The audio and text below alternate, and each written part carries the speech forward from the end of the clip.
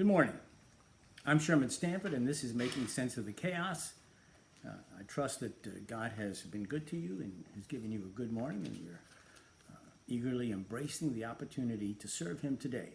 We have been saved unto good works, which God prepared beforehand that we should walk in them. We have not been saved unto sullenness or self-pity or anything like that, but unto good works. That's Ephesians chapter 2, verse 10. Look it up. In making sense of the chaos, we have to have a framework. Always there must be a framework. What are the most important facts to bear in mind as you open your eyes and look around you to make sense of what you see? First, God created the cosmos for His glory, not for yours, not for mine, not for man's. Second, the jewel of creation is man. That is, it's you and it's me and all other human beings. What an extraordinary blessing. I mean, think about that. Of all the things that God created, and there are millions of them, you and I, as human beings, we hold the highest rung next to Him. Third, although in no sense the author of evil, God, as the sovereign creator of all that is, ordained Adam's fall. Fourth, in Adam, the entire creation fell. Not only Adam and Eve, not only their offspring from that point forward, but the physical creation as well. And all human beings in Adam that fell suffer the fatal flaw of sin, separating them forever from God.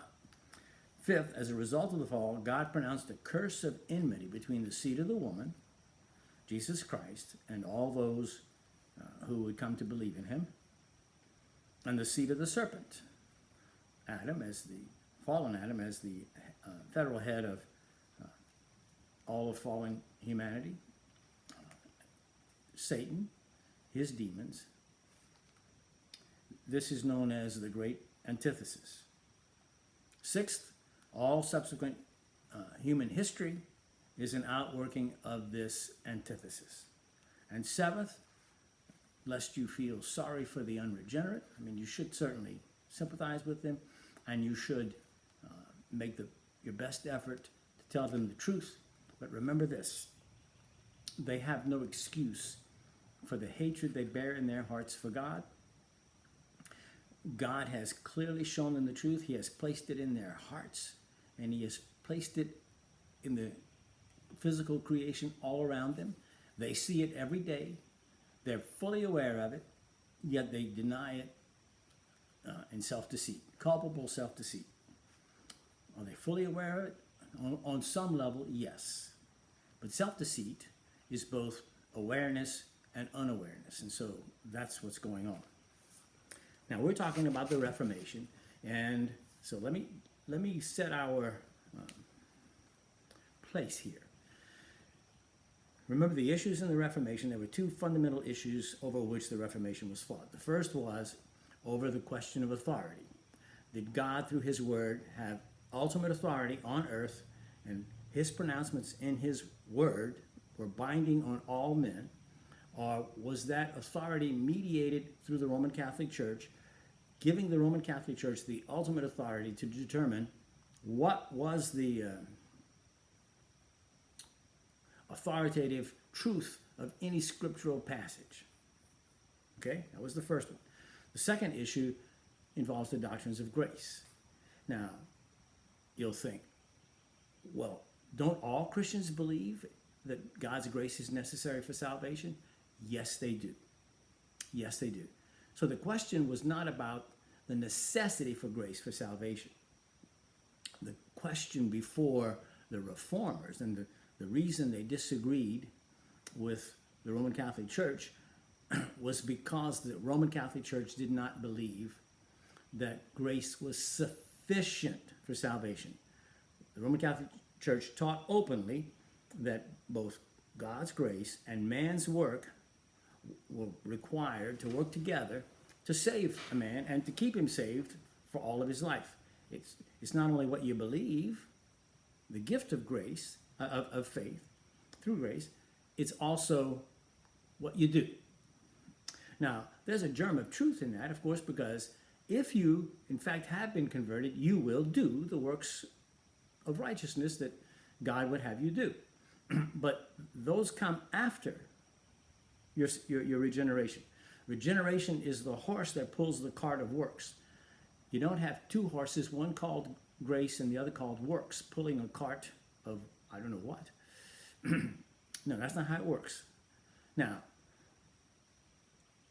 today we have Protestant Arminian Christians who will vociferously deny that you can be saved by your works. However, what they say is, well, God's grace pays the price for everyone's sins, but they must make a faith decision for Christ in order to activate that sacrifice by Jesus. And so they think that Jesus did 99% of the work, okay? Where the Roman Catholics think he did 50% of the work. So it looks a whole lot better. Well, 99% compared to 50%, well, 99% looks a lot closer to 100%. Well, here's the problem. Whether it's 99% or 50% or only 1%, if you're saying that it's grace plus anything, then you're saying you're denying the sufficiency of grace to accomplish salvation. Well, what difference does that make? Well, it makes all the difference in the world if you remember that the reason God created everything, the reason Jesus suffered on the cross was to glorify God. Now, if saving people is the central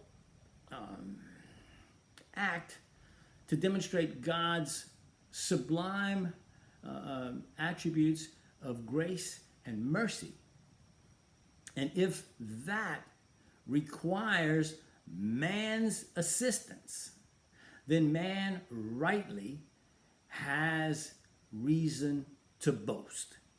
He rightly gets some of the glory, robbing God of whatever measure of glory that involves, which goes directly against the whole purpose for not only the creation, but Jesus' death on the cross. It's mathematics, okay? If God's to get all the glory, then he must have done all that's necessary. And man must be a passive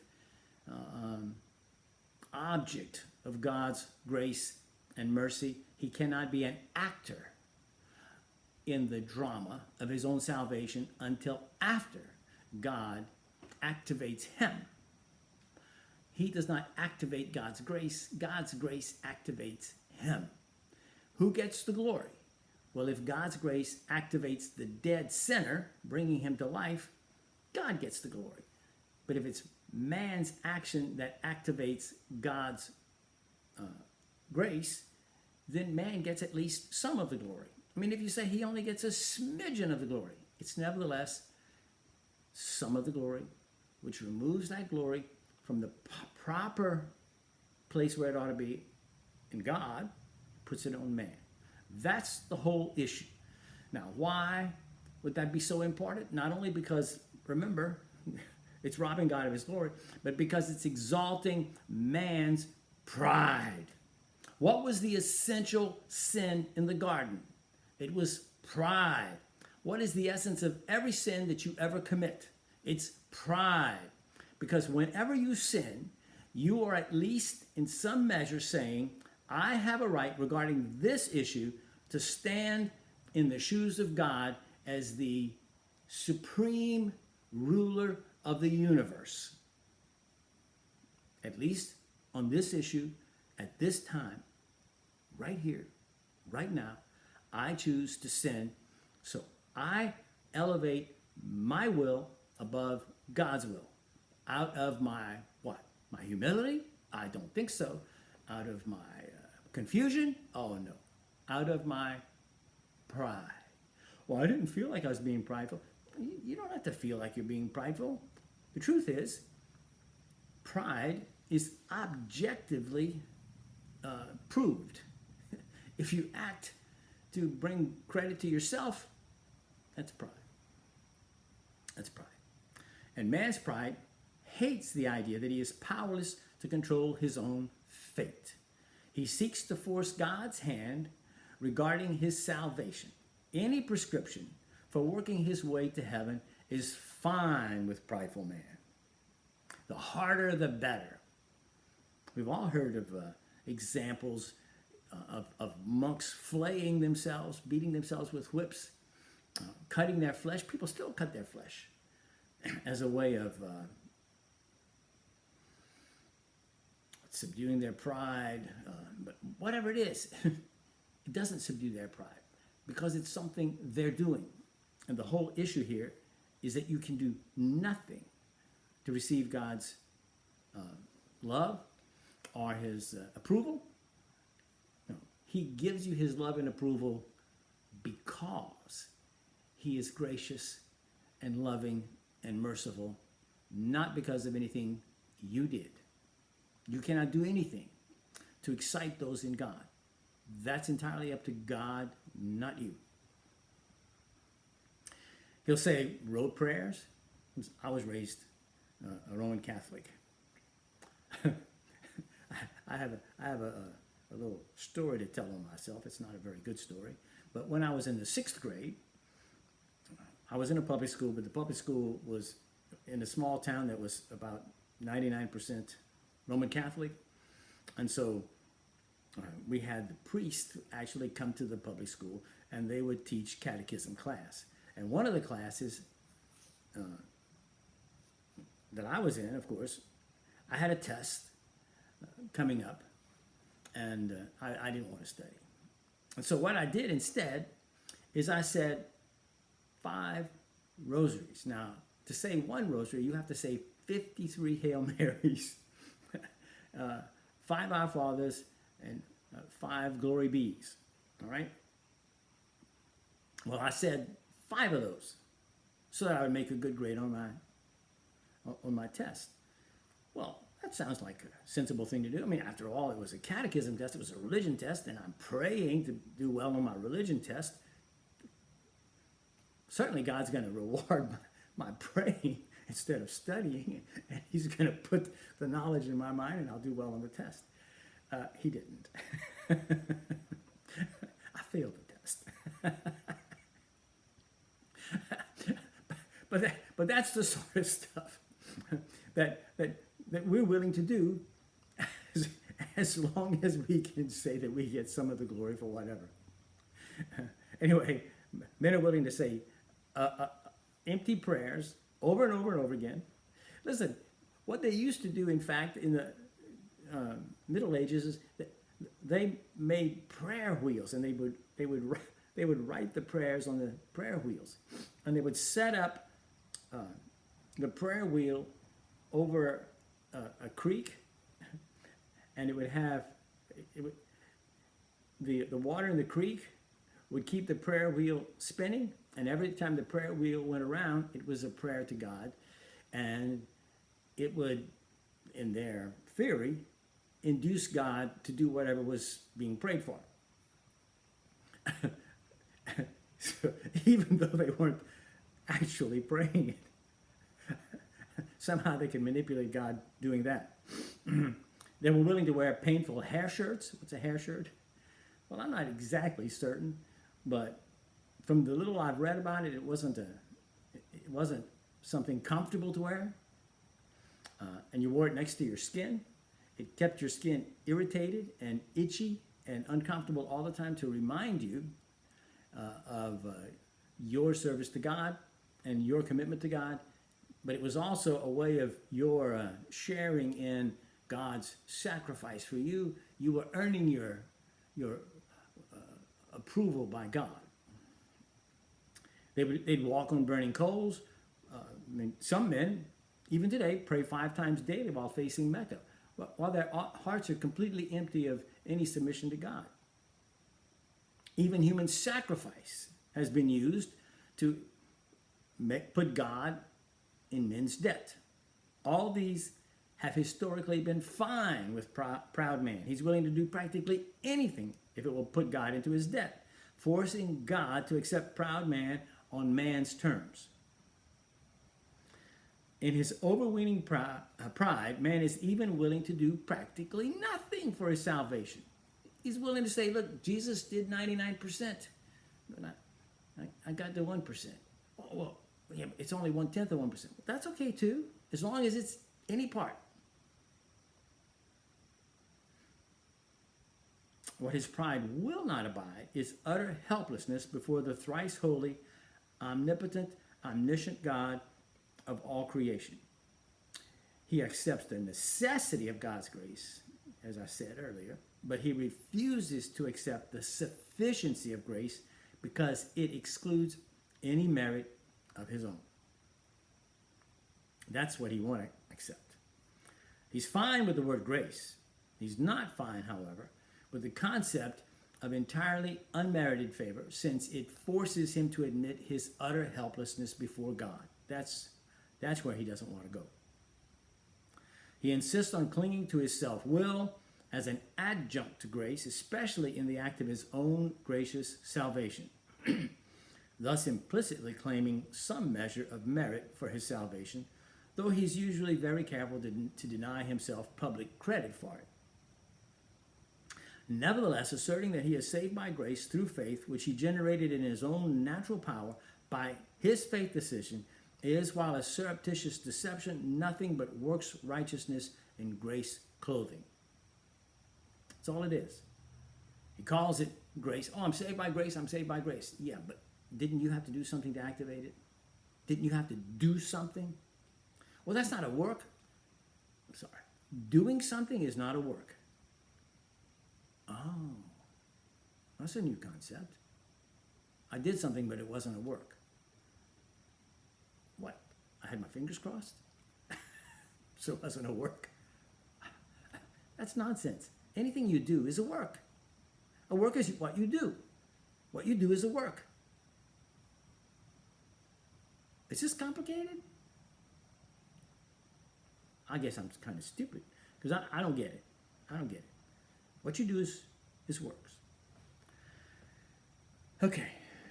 Now, the one passage in the whole Bible, the one chapter in the whole Bible that Arminians don't like to have to deal with, and in fact never do.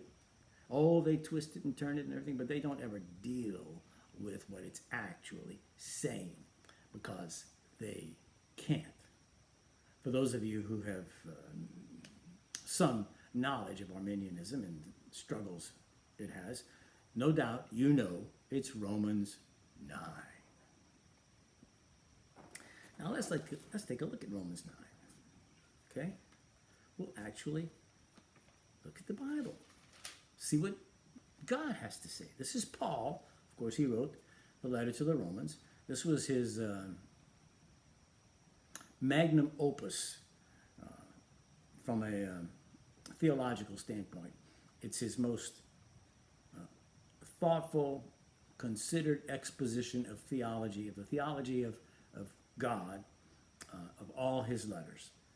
Most of his letters were, or at least some of his letters were hastily written. They were written in response to specific problems that specific churches were suffering. But this letter is intended as a complete explanation of God, man fallen, man regenerated, the Jewish problem, all of these things.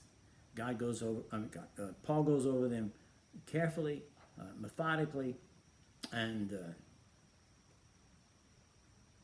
there can be no doubt about what he's trying to say in any passage in Romans. He doesn't hastily deal with any issue. So let's take a look at Romans. We'll start at verse 10. Romans 9, verse 10. And it says, "And not only so, but also when Rebekah, who was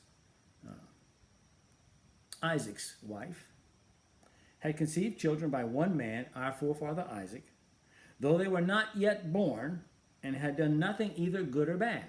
See, get the picture now. She's got two babies in her womb, Jacob and Esau. All right? They've done nothing good or bad.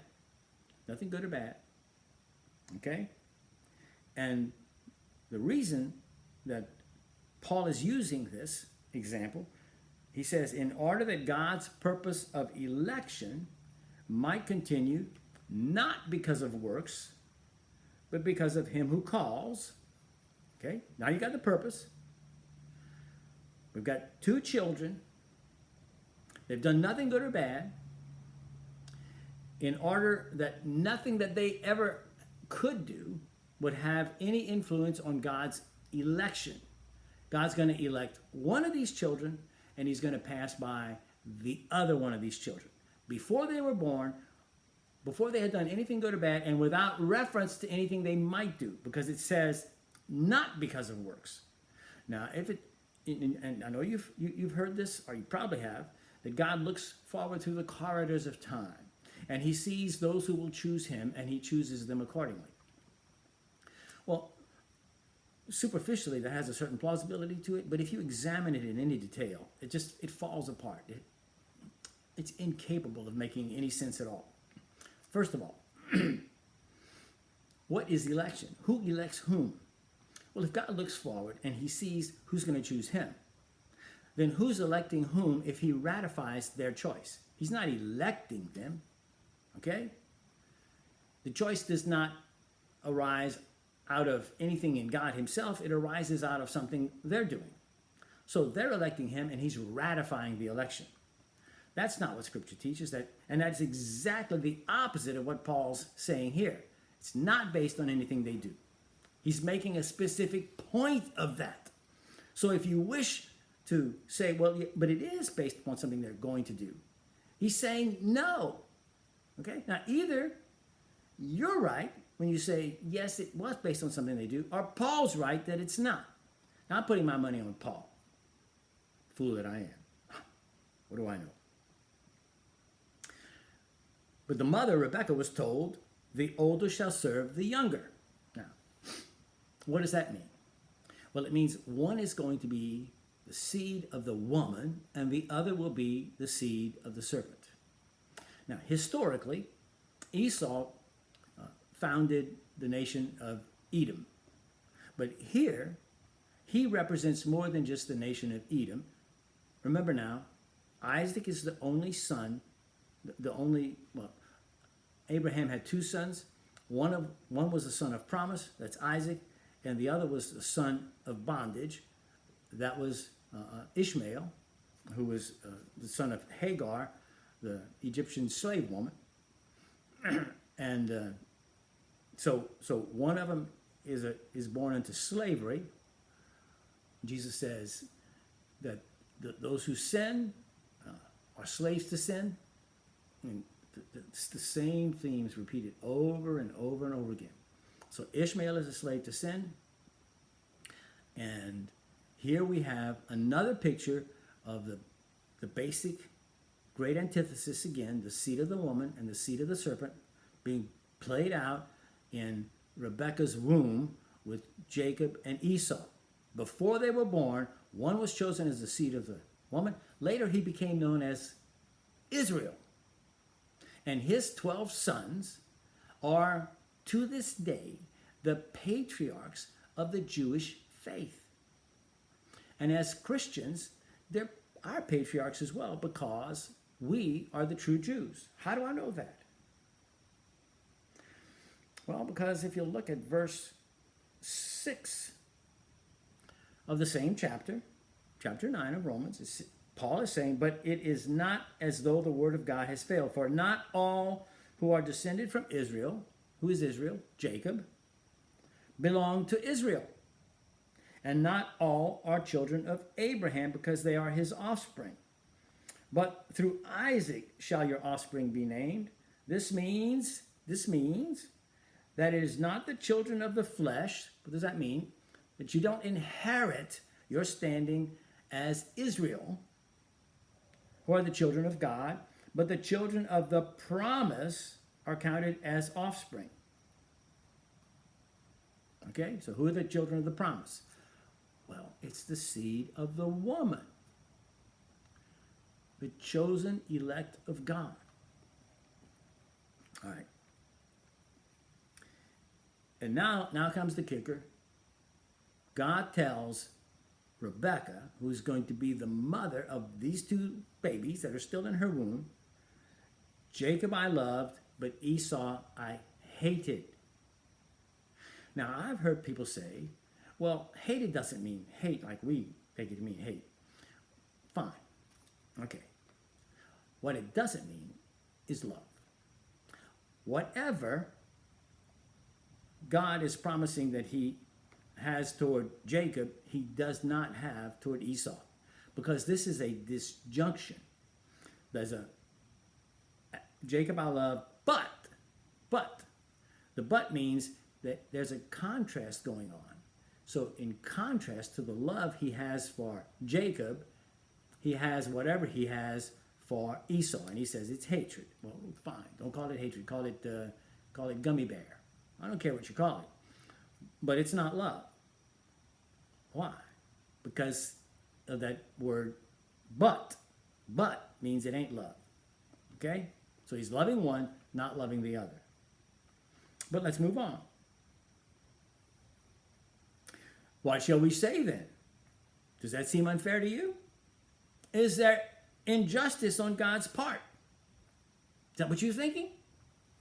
Yes. That's what we think, don't we? So what does Paul say? By no means. For he says to Moses, okay, now he's going to explain why it's not unjust, right? I will have mercy on whom I have mercy, and I will have compassion on whom I have compassion. What? But he doesn't explain why it's not unfair. He just says, hey, it's up to me. I'm going to choose who I want to choose. And then the next line says, so then it depends not on human will or exertion. What depends not? You're being saved or not. It doesn't depend on human will. Well, how about making a free will decision for Christ?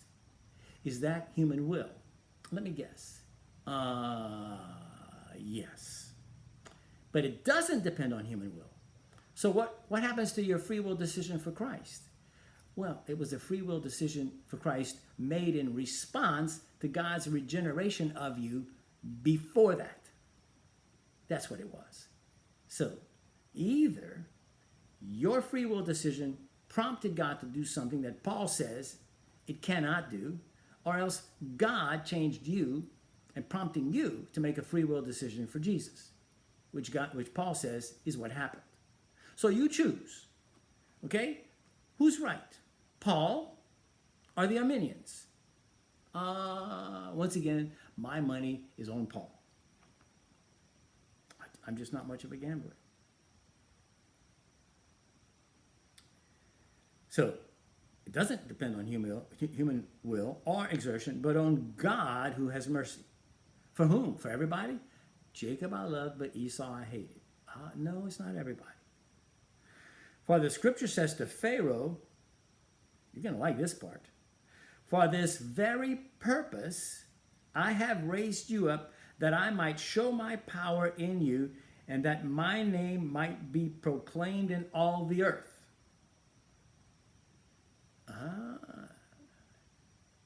That's pretty hard. He raised Pharaoh up for the very purpose of showing his power. Pharaoh was simply a foil for God who was intended to be hardened. I mean, 10 times it says that Pharaoh's will was hardened. He raised Pharaoh up to be hardened? No, that can't possibly be right. That can't possibly be right. God, the loving God? Well, let's see the very next verse. So then God, has mercy on whomever he wills. And the second clause, I wonder what that says. and he hardens whomever he wills. God hardens? Well, that's what Paul says. Well, how is that fair? Well, let me ask you something. When sinners desire their sin, they love their sin. They love their sin. Okay? Is it unfair or unjust of God to say, look, you love your sin so much. You love it so much. I'm going to confirm you in your sin. I'm going to harden you in your sin, and I'm going to remove my grace, my restraining grace from you, and I'm going to let you pursue your sinful lusts to your heart's content. Is that unfair of God? Is he making them do something they don't want to do? No. His hardening them is a judicial hardening. He is simply removing his grace and saying, be as hard as you want to be, because they want to be as hard as they can be. That's what you have to understand. God doesn't say, I want you to be hard. They want to be hard. God says, I'll let you be hard. I'll harden you because I'll let you be hard. Because in fact, of those 10 times in Exodus, it talks about Pharaoh's heart being hardened. 5 of them say, God hardened Pharaoh's heart. And 5 of them say, hardened Pharaoh's heart. Is that what I said? And 5 of them say that Pharaoh hardened his own heart. Well, how do we reconcile that? Because they're both true. Pharaoh hardened his heart, and God hardened his heart. All 10 times. Not just 5 and 5. But they're distributed that way to make the point that both of them were hardening Pharaoh's heart. Pharaoh was hardening his own heart, and God was saying, have at it. That's what you want to do? I'm going to remove my grace and let you harden yourself as much as you want. That's how that works. Still got a lot more to talk about, and we're going to get right back in Romans 9 tomorrow, because this is a chapter that just has to be dealt with. I remember corresponding with a Christian once, years ago, and he questioned whether Romans 9 was really part of the Bible. Well, since there's no new theme here, and in fact, Jacob I loved, but Esau I hated is quoted from the Old Testament, you not only have to cut this part out, but you're going to have to cut out just about everything in the Bible. If you don't want to have to deal with this, and you want to say it's not really biblical, then you got to throw the whole Bible out. Anyway, I pray that God continue to bless you today, that he keep you safe from all harm, particularly that he keep you safe from the fear that seems to be gripping the hearts of so many people now. Fear, it's all right to be afraid. It's not all right to become fearful. Just like, lust is simply desire, and having desires is not bad. Having temptations is not bad. What we do with those things is bad. Being lustful is evil. Having a lust and not giving into it, there's no evil in that. Having a fear and not giving into your fear, there's no evil in that. But becoming fearful, dominated by your fears, there is evil in that. So anyway, I pray that God bless you. And remember, there's worse things than dying. Unfaithfulness to God is the worst of all. God bless you. Have a wonderful day.